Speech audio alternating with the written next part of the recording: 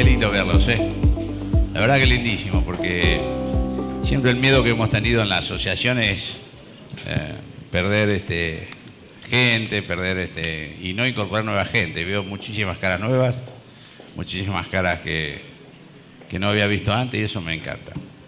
El tema de hoy, para terminar, después de tantos años que hacemos esto, es un título absolutamente pendenciero y provocador, como ¿es posible tener una salud del primer mundo con los recursos disponibles? Lo único que no pueden contestar ustedes dos es con un monosílabo, les aviso. No pueden decir sí o no y nada más, ¿eh? Tienen que decir algo más.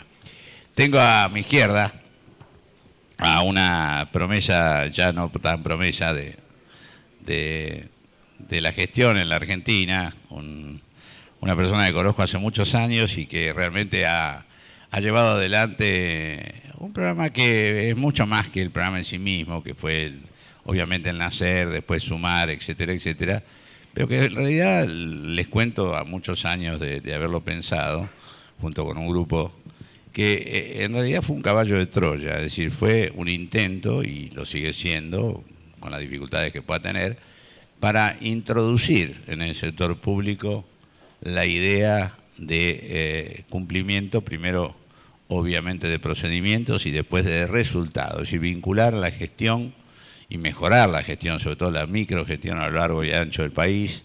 Y esa fue la intención central, y yo creo que Martín la interpretó y la ejecutó extraordinariamente bien, y bueno, ahora está desde otro lugar mirando inclusive lo que pasa no solo en nuestro país, sino lo que pasa en otros lugares del mundo con las dificultades que tenemos, ¿no? Así que, como se dan cuenta, y a mi derecha, no significa ninguna definición ideológica, está también un antiguo presidente de la AES, y también un tipo, pese a su juventud, muy exitoso. Bueno, en realidad son todos muy jóvenes al lado mío, así que por eso digo, pese a su juventud. Pero bueno, no, en serio, tiene entre otras cosas, además de su actual circunstancia de vicerrector de una universidad como la Jaureche, ha sido el armador, el ideólogo y el ejecutor del inicio del Hospital del Cruce, que es un modelo de hospitales en la Argentina que nos enorgullece a todos, porque bueno, es desde el sector público haber hecho un establecimiento que le sobra jerarquía y capacidades. Y bueno, como se dan cuenta, somos tres, ¿no? En la vida le ha dado el triunfo a dos de nosotros y el tercero fue ministro. Entonces, vamos a ver si empezamos. ¿Quién quiere empezar? ¿Querés empezar vos, Martín? ¿O vos? Dale, adelante, Martín, por favor. Buenos días. Buenos días a todos. Un gusto estar acá. Gracias a los organizadores por la invitación. Gracias, Ginés, por tus palabras. Y bueno, tratando de responder a esta pregunta que es bastante provocadora, yo diría que no voy a contestar con un monosílabo, pero sí voy a decir, tratando de jugar con el título de las jornadas, diría que si las nuevas tecnologías es la tormenta perfecta, pretender lograr los resultados de los países del primer mundo con nuestros recursos sería la utopía perfecta. Entonces, muy difícil lograrlo, aún hoy con los mismos recursos, pero sí creo que nosotros podemos aprender mucho de lo que esos países han hecho para tener más recursos, para darle más prioridad a la salud y para tener mejores resultados. Ahí creo que sí hay un campo donde muchas de las buenas prácticas y los desarrollos que ellos tienen serían útiles para nosotros, obviamente adaptándolos a nuestro contexto, a nuestra realidad.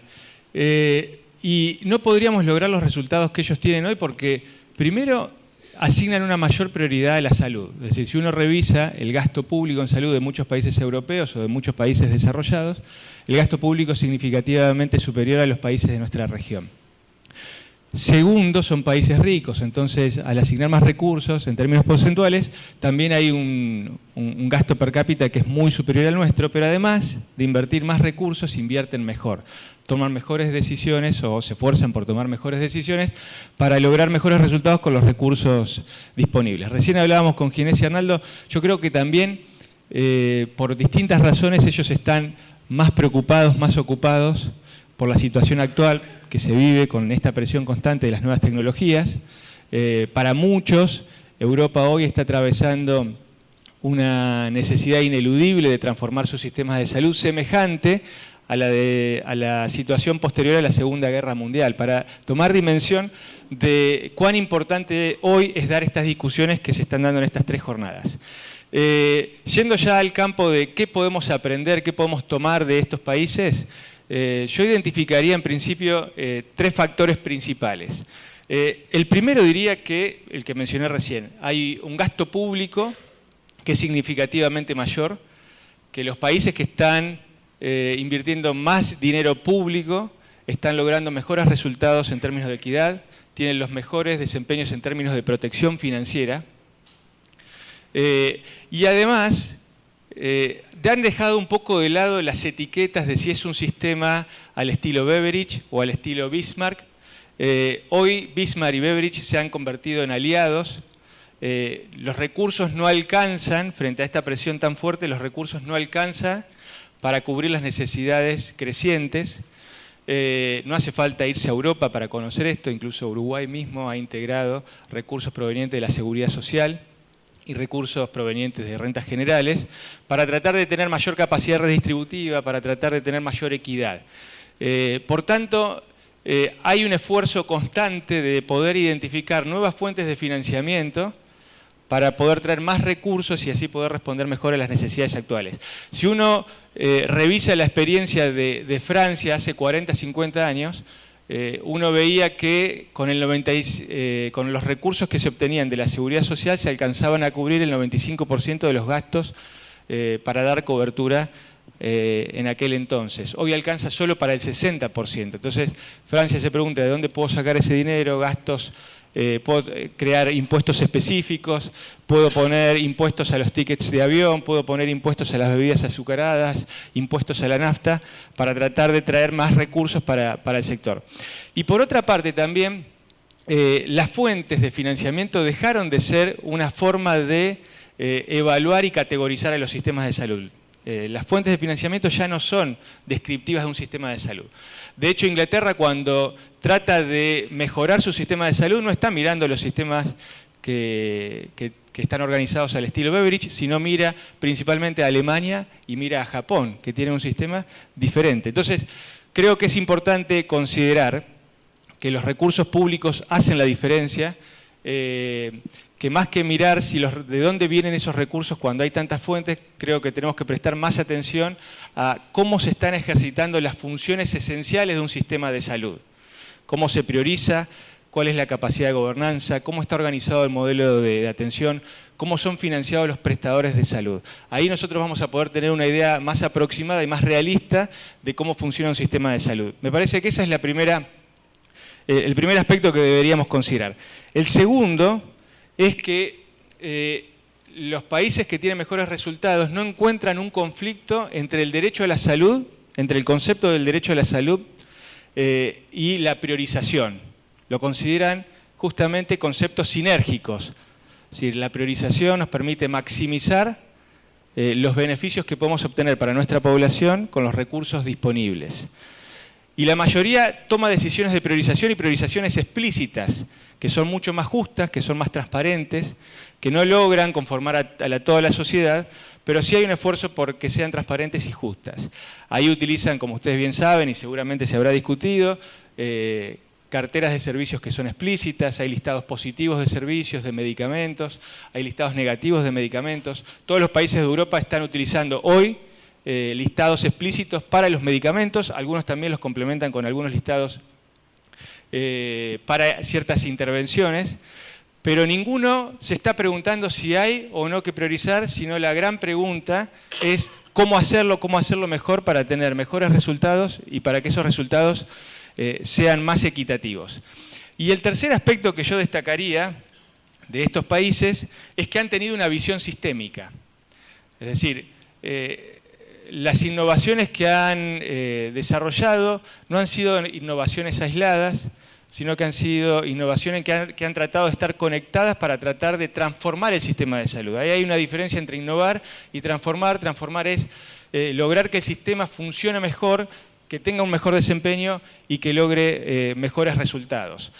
Cuando hablan de priorizar, no están pensando exclusivamente en evaluación de tecnologías sanitarias o en explicitar cobertura, sino también esas muy buenas iniciativas forman parte de una política más amplia que, por ejemplo, aspira a mejorar la eficiencia y trabajan en la regulación de precios y trabajan creando equipos de salud que estén mejor formados y mejor motivados, tratan de crear los incentivos adecuados para lograr los resultados que se proponen. En esto también hay mucha innovación en los últimos tiempos, donde se utiliza la palanca de compra de servicios, de cómo se transfieren los recursos a los establecimientos de salud para que se generen los incentivos más adecuados con los objetivos de mejora de la calidad, de mejora de la eficiencia y mejora de el trabajo colaborativo entre los prestadores para lograr mejor cuidado de, por ejemplo, las enfermedades crónicas no transmisibles.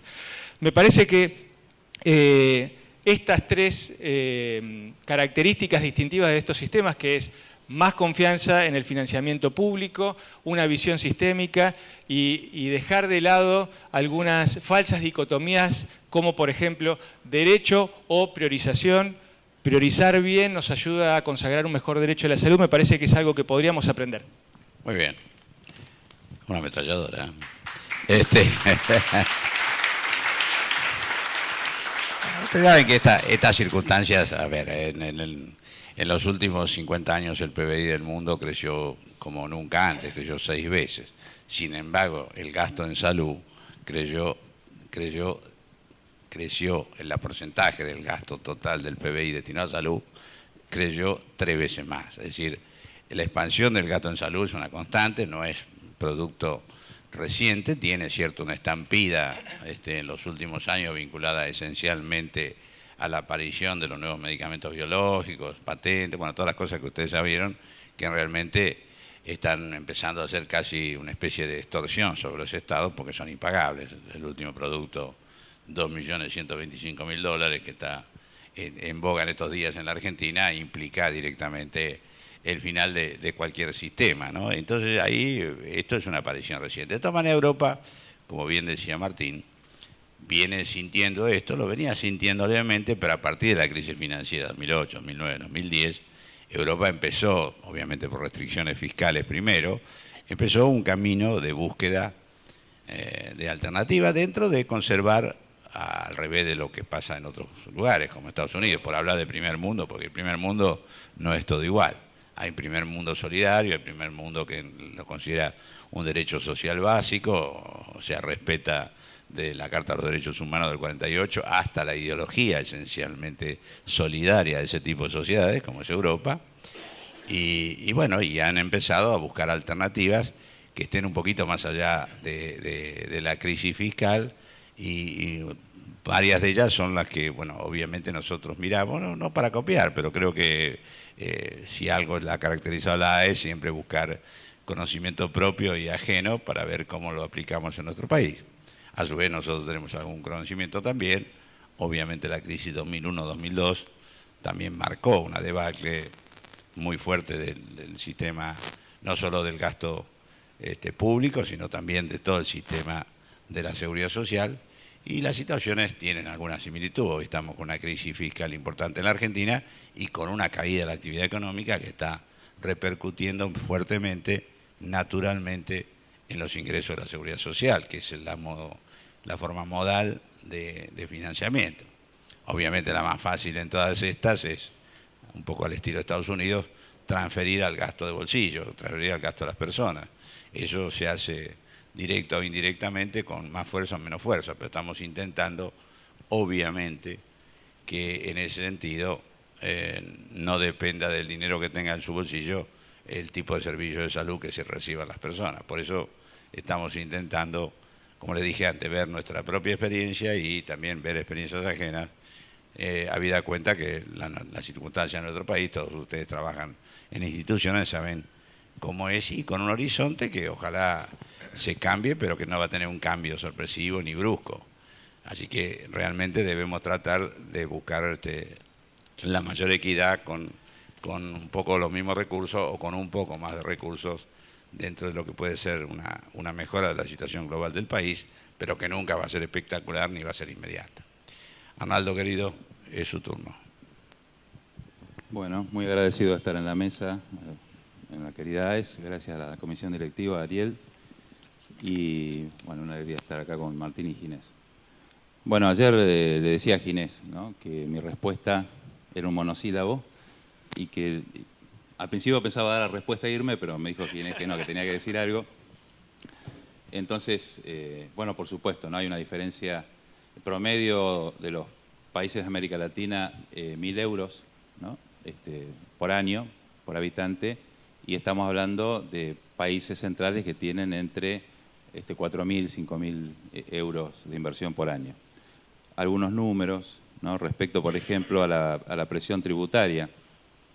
Tenemos en los países centrales un 34%, un 20% en América Latina, 34% en Argentina, pero si uno ve la regresividad, o la progresividad, digamos, de esa, al revés, ¿no?, de esa presión tributaria, los países centrales tienen un 38%, ¿no?, de progresividad, América Latina un 29% y Argentina mucho más bajo, ¿no?, un 25%. O sea que nuestro sistema tributario es mucho más regresivo que los países centrales.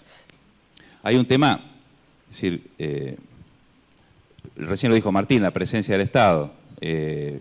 Prácticamente un 77% son fondos públicos los que financian los sistemas centrales, y estamos hablando aquí de un 53% aproximadamente en promedio de países latinoamericanos. Y uno no puede dejar de lado lo que viene pasando en nuestro país. Es decir, estamos hablando de con los mismos recursos, pero en realidad que hay menos recursos, ¿no? Es decir, el presupuesto del Ministerio Nacional 2017 subió un 4,9%, pero la inflación fue del 24,8%. En el 2018 subió un 17%, pero la inflación fue del 47,7%. Se habla de mejoras de eficiencia con algunos sistemas de compras, bueno, sobre todo en PAMI, bueno, no tenemos evaluaciones ni sabemos qué decir respecto a eso. Bien, yo, al igual que Martín, ¿no?, pensé, digamos, enfocarlo desde la comparación, digamos, qué se puede hacer buscando algunas claves de desarrollo de los sistemas de salud y cómo podemos comparar lo que hacemos desde acá. Podemos tomar Latinoamérica en general, sistemas fragmentados en general, la mayoría, y los países centrales con sistemas integrados, ¿no?, dejando afuera Estados Unidos. Y bueno, se me ocurrió dividirlo en dos tipos de claves, ¿no?, las claves que tienen que ver con el financiamiento, la gestión, y claves que tienen que ver con las innovaciones en los cuidados de la salud.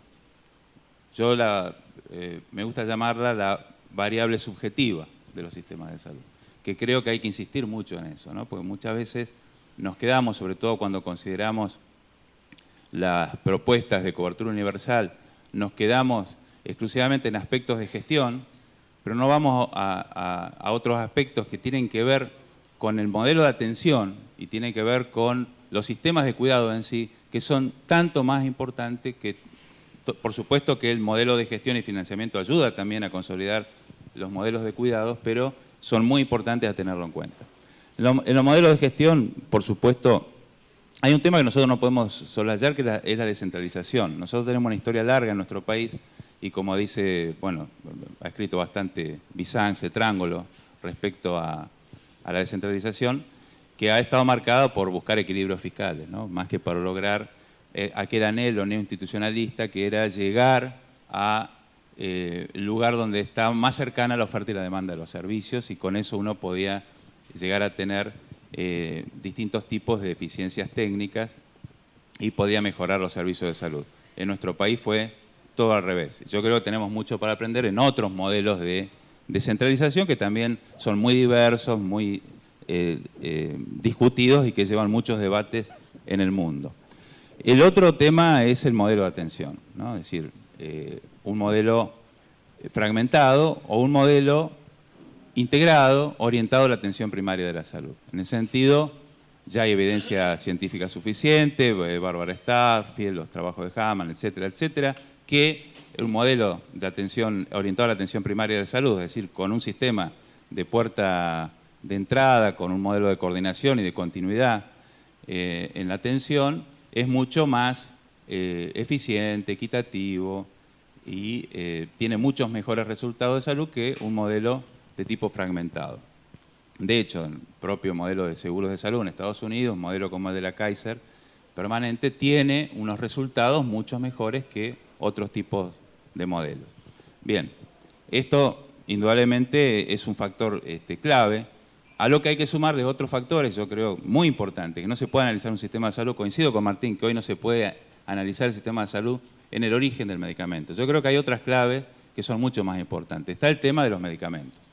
Creo que es un aspecto clave. En ese sentido, los países centrales tienen políticas regulatorias muy fuertes.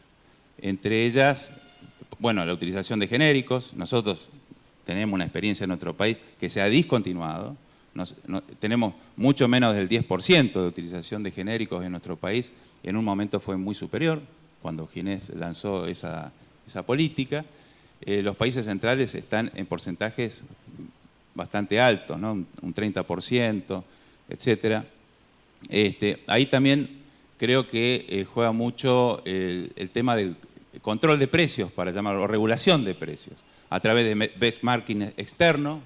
Hay países cercanos como Brasil que lo hacen, los países centrales lo hacen todos, precios referenciales, por ejemplo. Es decir, porque la mayor parte del gasto, o un porcentaje muy alto del gasto, muy alto, no quiero tirar números porque es muy diverso y menos de nuestro país. La verdad que hay un trabajo de Bizán y Mariano San Martín que salió hace poco tiempo que le da, a mí me sorprendió porque da un gasto bajo, pero está reconocido ya por diversos autores, uno Ginés, la importancia que tiene el gasto del medicamento en el sistema de salud argentino, y ahí hay un tema de regulación de precios muy importante. Y después, bueno, entran a jugar otros factores, lo cual no me quiero extender mucho. Sí, creo que también tenemos que considerar otra clave que está en el poder de los médicos, ¿no?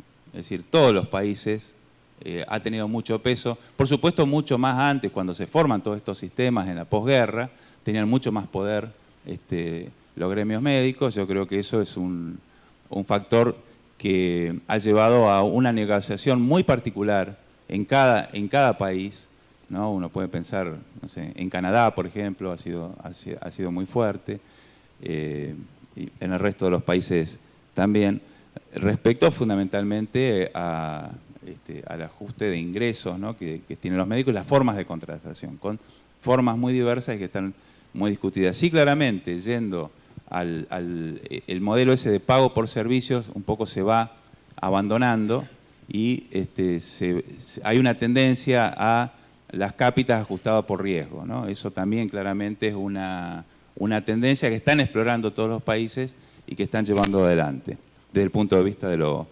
financiero. Voy un poco rápido porque no me quiero detener particularmente en cada uno de estos puntos, simplemente mencionarlos. Fíjense ustedes que los países centrales tienen aproximadamente 3,4, en la Unión Europea, 3,4 médicos cada 1.000 habitantes y 7,8 enfermeras. Los países de América Latina tienen 2,46 médicos y 1,33 enfermeras. El que está mejor en médicos es Argentina, está por encima de 3, pero están muy mal distribuidos, todos lo sabemos, y así todos nos llegamos a lo de los países centrales. Tema de escalas económicas, muy importante.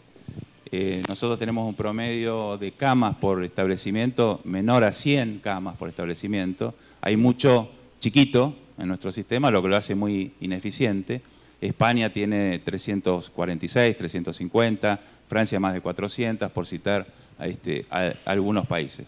Bueno, estos serían los aspectos de gestión. Le podríamos agregar a los aspectos de gestión, es que está en el medio entre lo que yo quiero llamar aspecto más subjetivo de gestión, lo que es el movimiento por la calidad, la seguridad y los sistemas de información, ¿no? Por ponerle un título. En ese sentido, creo que en nuestro país es muy débil. Fíjense que los sistemas de acreditación, bueno, tenemos una acreditadora independiente, ITAES. ¿Cuántos hospitales privados y cuántos hospitales públicos acreditan, ¿no? Tenemos experiencias más cercanas como Brasil, a través de la ONA, una agencia central que acredita acreditadoras, y hay varias acreditadoras funcionando. Ya hay varios Joint Commission funcionando en Brasil. En Argentina tenemos solo uno, que es el Hospital Italiano, en lo privado. Uno ve claramente los Joint Commission acreditados vuelan mucho más alto que el resto de los establecimientos. Allí los países centrales trabajan mucho en acreditación, premio a la calidad, siguiendo el esquema de Donavidian por procesos en forma independiente, lo que podría ser normas ISO, por ejemplo, en lo cual es muy poco lo que trabajamos en nuestro sistema de salud. Y refiriéndonos ya a los aspectos de cuidados, bueno, allí yo agrego acá lo que es la investigación, ¿no? Me parece que hay una nueva modalidad de investigación, la investigación translacional, que tiene que ver mucho con innovaciones en los cuidados, ¿no? Porque conjuga las dos cosas, ¿no? La investigación básica y la necesidad clínica de los servicios. Ahí estamos muy por debajo y, bueno, si hablamos de investigación I+D, si bien la nuestra es más pública que privada, es muy bajita respecto a lo que tienen los países centrales, y si nos comparamos con Brasil, los números nos dan horribles. O sea, tenemos cada 9 patentes de ellas tenemos una nosotros, cada 7 investigadores, doctores de ellos tenemos un doctor nosotros, y tenemos bueno, diferencias enormes. Si vamos al tema de atención centrada en el paciente, ¿no? Ese es un movimiento que ha surgido en el mundo de prácticamente la Declaración de los Derechos Humanos, el nacimiento de la bioética, y surge como movimiento la Pickett Commonwealth en Estados Unidos, cuando plantea las encuestas en forma periódica de satisfacción de usuarios, ¿no? Muy pocos países en Latinoamérica lo han hecho. Chile fue el que más avanzado. Nosotros no tenemos un modelo, es decir, ¿qué opina la gente? ¿Qué experiencia tiene la gente? Bueno, ni hablar de un sistema orientado, centrado en los pacientes, es decir, los pacientes nadie les pregunta, no hay sistemas de quejas, de reclamos que estén disponibles, que sean efectivos, que los lea alguien, que se haga algo con eso. Ni hablar con los sistemas de atención al usuario, las largas colas, etcétera, etcétera, donde estamos muy, muy atrasados. Otro aspecto, y para ir cerrando, es lo que puede llamarse equipo de salud no jerárquico, ¿no? Hoy el enfoque a patologías crónicas o a condición crónica de salud de la población lleva un abordaje de los cuidados que tiene que ser interdisciplinario, necesariamente. O sea, el modelo tradicional, pensado para lo agudo, que está centrado en la actuación médica, centrado en lo episódico, que es emergente, que es reactivo, necesita cambiarse por un modelo proactivo que sea orientado también con el paciente que colabora, ya no es paciente, con un ciudadano proactivo, orientado a la continuidad de los servicios, etcétera, requiere una actuación de equipo interdisciplinario. No jerárquico, porque acá aparece claramente el problema de la formación médica, bueno, que algunos llaman modelo médico hegemónico, paternalista, peyorativo, como quieran llamarle, que indudablemente es una preocupación en el mundo, en los países centrales lo están abordando a través de distintas estrategias. Una estrategia muy clara es nuevos roles profesionales. Esto es algo que creo que está teniendo un impacto enorme, sobre todo lo que pasa a nivel de la enfermería. Nosotros estamos muy lejos de lo que se llaman enfermeros de práctica avanzada, los practitioners, que hay una recomendación de la OMS, de la Organización Panamericana de la Salud, que propone promover este tipo de profesionales. Les voy a dar un dato nada más. Por ejemplo, la Agencia de Calidad de Ontario hizo un metaanálisis con más de 70 trabajos, comparando médicos con enfermeros, siguiendo patologías crónicas en el primer nivel de atención. Resultados. Los resultados clínicos parecidos, iguales. Los resultados de adherencia de los pacientes a los enfermeros y de educación para la salud de los pacientes muchísimo más alto en los enfermeros. Hay un grupo de enfermeros trabajando con médicos que es mucho mejor que cuando trabajan por separado. Pero es decir, acá, en el tema de enfermería, también para las áreas de trauma, También hay un retiro de los médicos de ciertas áreas, ¿no? Es decir, de la atención primaria es un problema global, ¿no? Hay cada vez menos médicos de atención primaria. El National Health Service tenía un 55% y tiene un 45% y trae pakistaníes, indios, de Europa del Este, etcétera.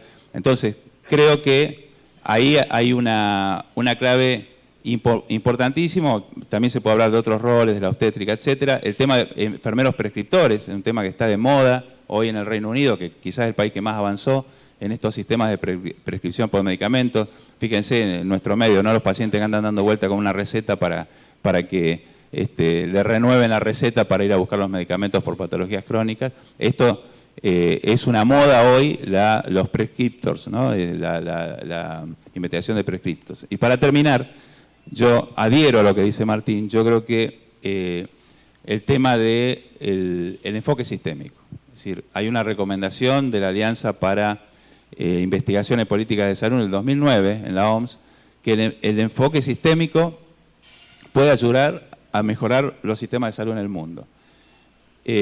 Creo que en nuestro país, particularmente, adolece un problema de visibilidad de las políticas públicas porque no son sistémicas.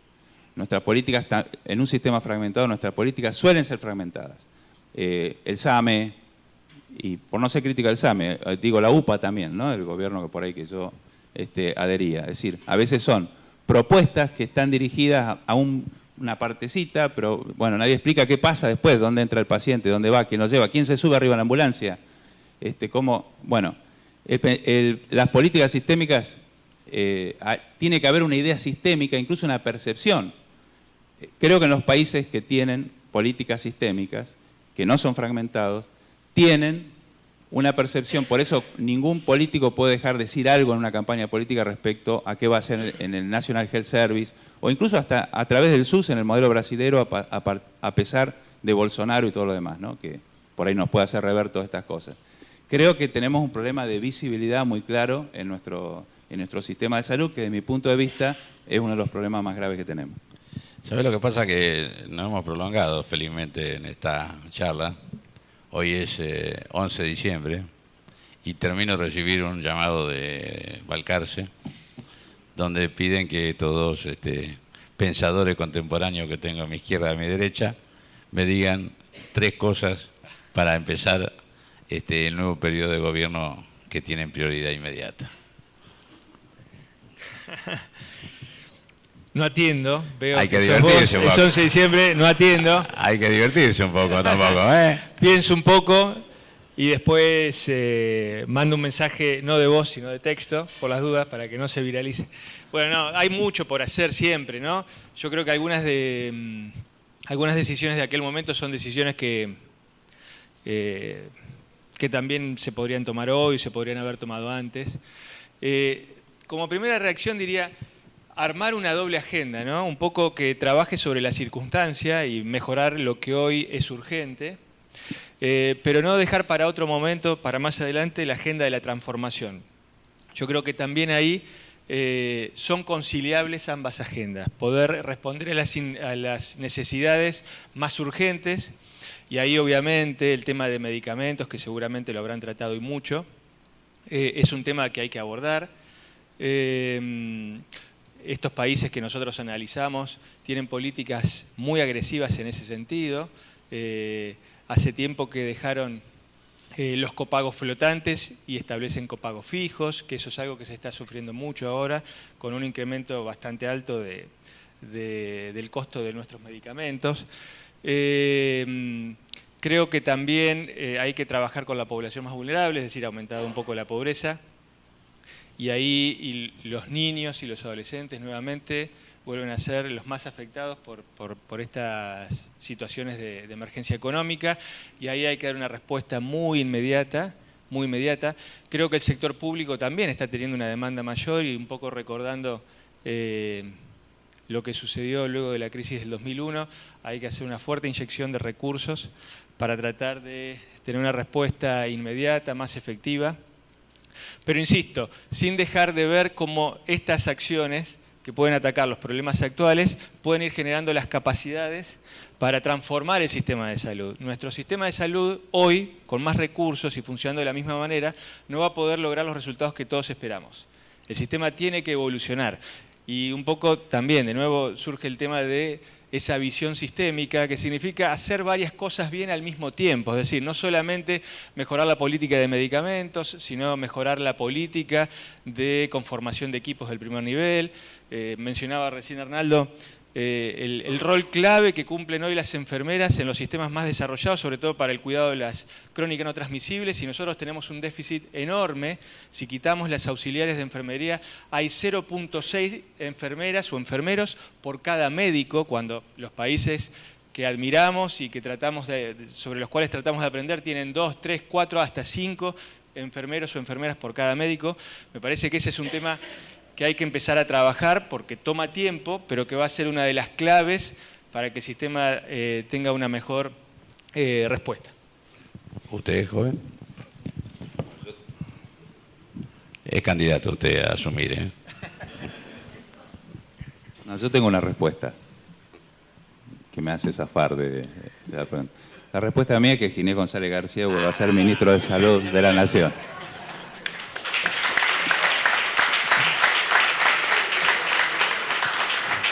Sí, ustedes saben que yo fui a decir que no, ¿no? Yo había decidido que no.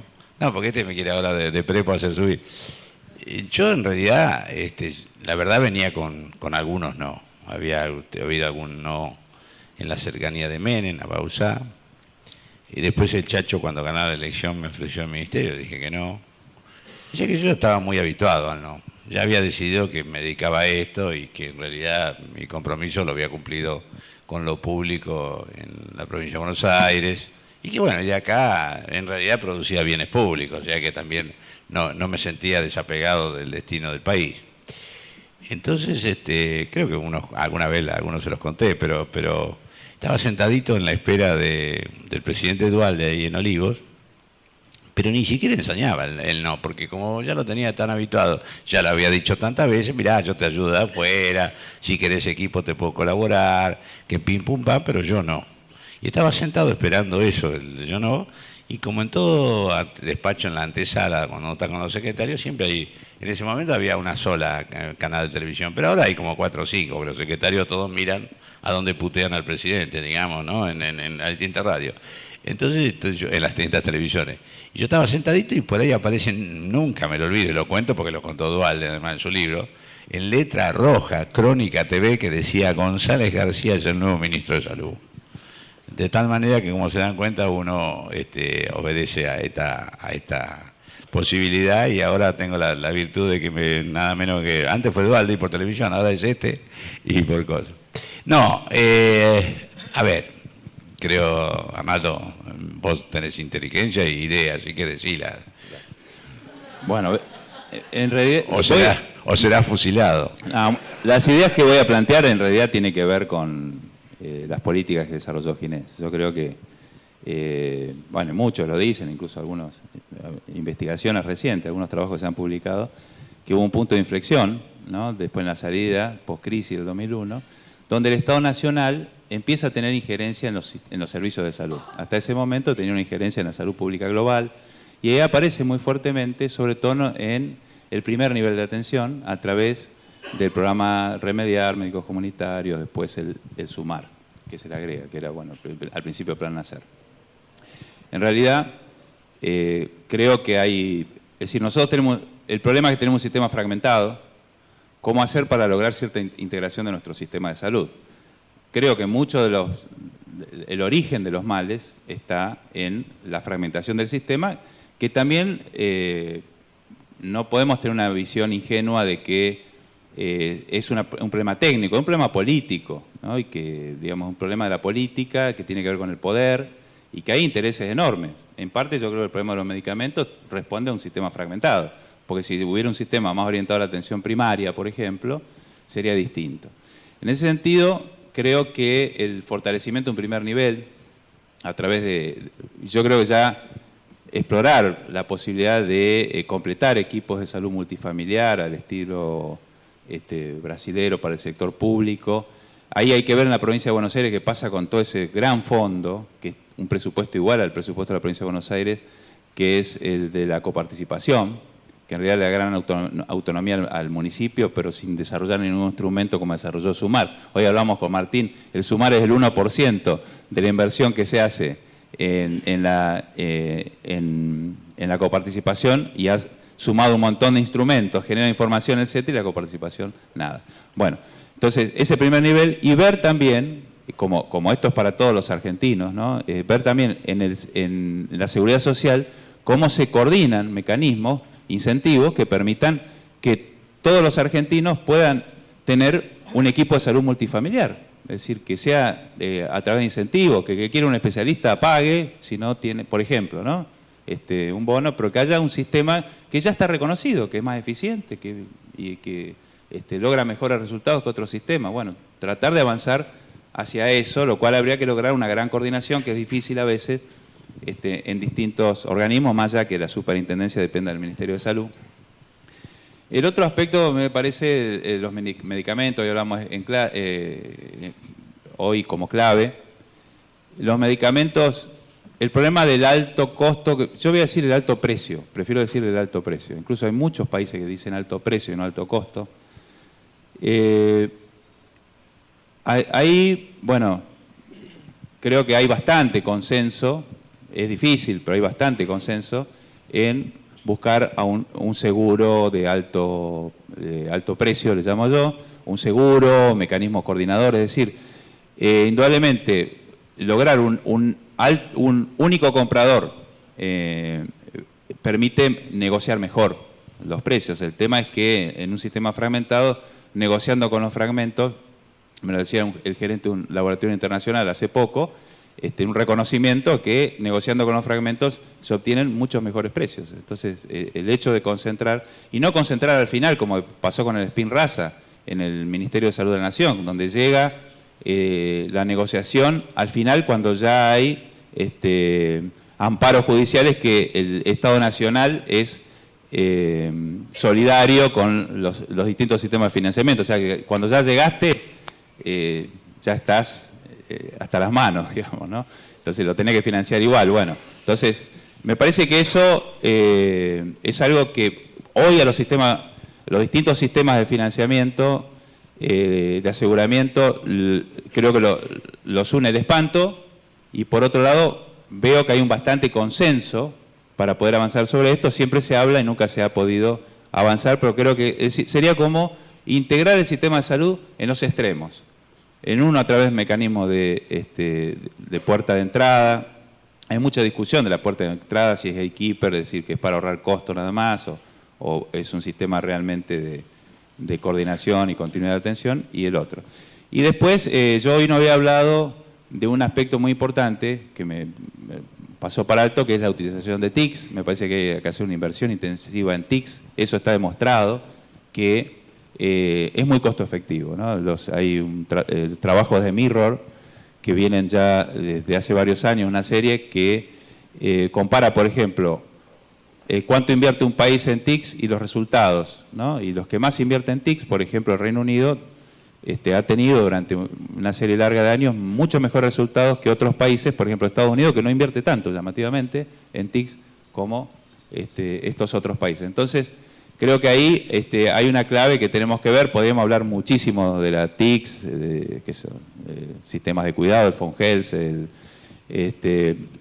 y bueno, y después, siguiendo la línea, yendo más a lo subjetivo, ¿no? Y para terminar, siguiendo la línea de médicos comunitarios, que fue equipo de salud comunitario, creo que una línea muy importante para todo el sistema, porque puede ser también para los hospitales, todo, es decir, generar capacitaciones, pero unas capacitaciones que son formativas, pero también que promueven desarrollo de equipo. Es decir, ha dejado una marca, médicos comunitarios, enorme en el sistema de salud. Es decir, hay un antes y un después, que tiene que ver en lo cultural. Es decir, aparecieron las enfermeras comunitarias, otros les llaman practitioners, nosotros comunitarias, apareció el enfoque comunitario, el trabajo en equipo, es decir, y la mística, que hoy hablamos con Ginés, ¿no? La falta de mística que vemos hoy en el sistema de salud.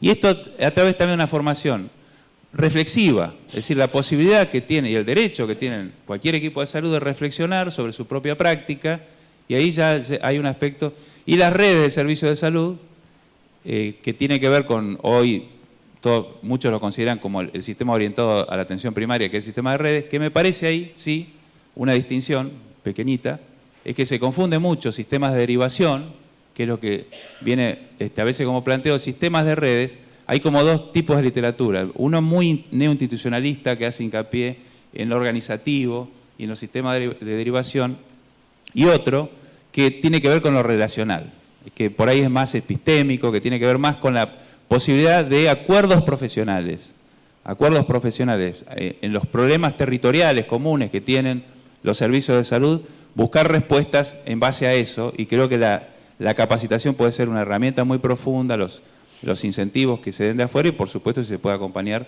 con otras medidas de gestión y de financiamiento que ayuden a formar esto. Hay una frase que yo siempre rescato de un autor catalán, Ramón Ubieto, que dice, una red es una conversación regular de personas que comparten un territorio y problemas en común.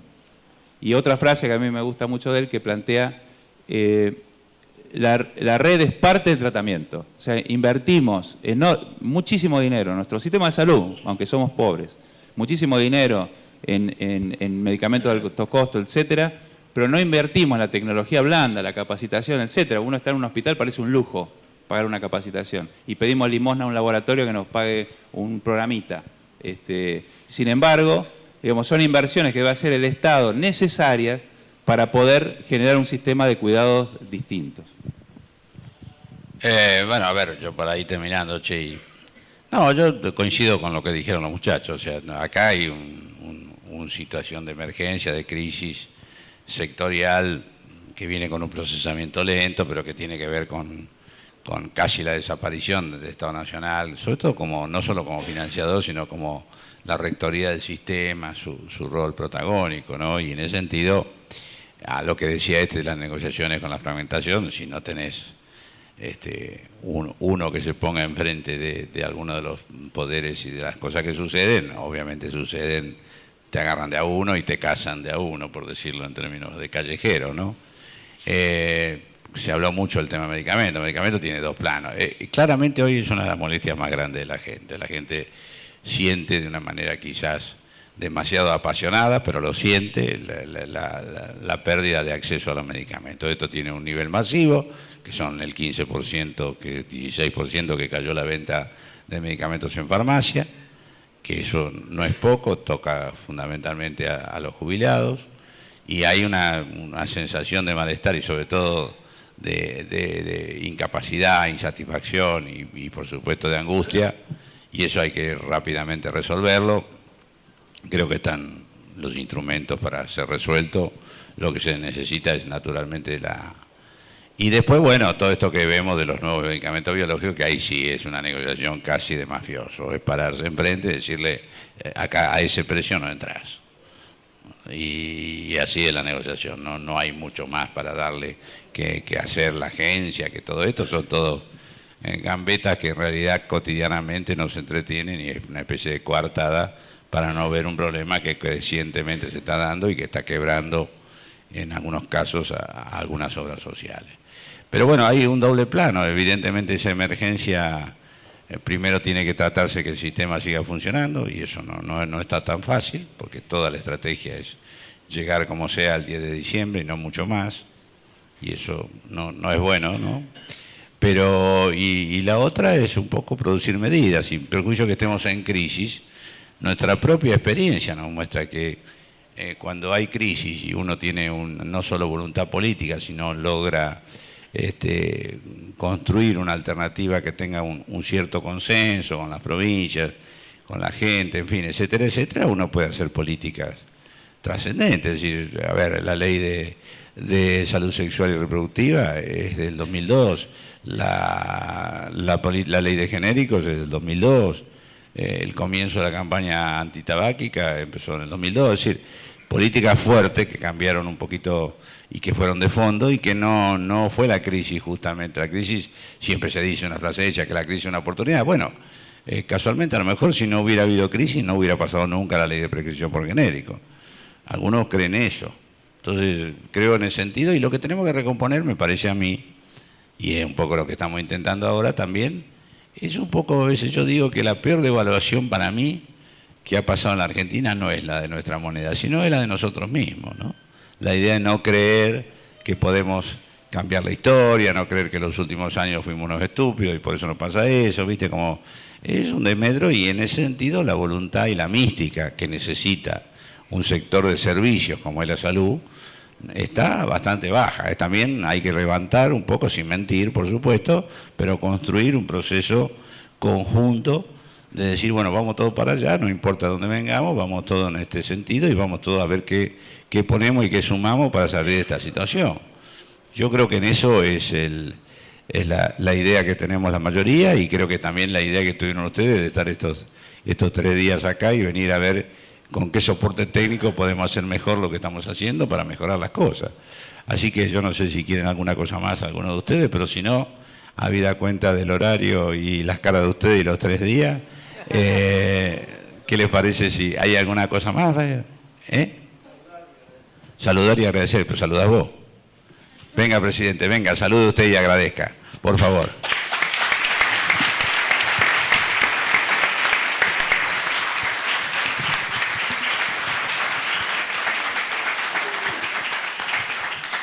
Bueno, realmente muchísimas gracias a cada uno de ustedes, a los panelistas, pero muchas gracias a la comisión directiva, que esto se logró solamente por el esfuerzo de cada uno de nosotros y de ustedes que se pudieron tomar los días, pero es mucho esfuerzo lograrlo. El nivel de panelistas de este año fue increíble y solo les quiero agradecer y esperarlos el año que viene.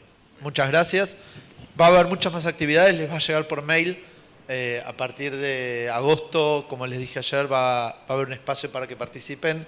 Ya solamente con el hecho de haber participado hoy les va a dar el derecho a continuar con todo esto. Hemos tenido ideas nuevas, idea de tener otras jornadas más pequeñas en el medio. Vamos a estar en Expo Medical. Estamos pensando en armar una serie de webinars, así que va a venir muchos más. Bien. Sí, Instagram, Twitter, LinkedIn y Facebook. Y nuestra página. Muchas gracias.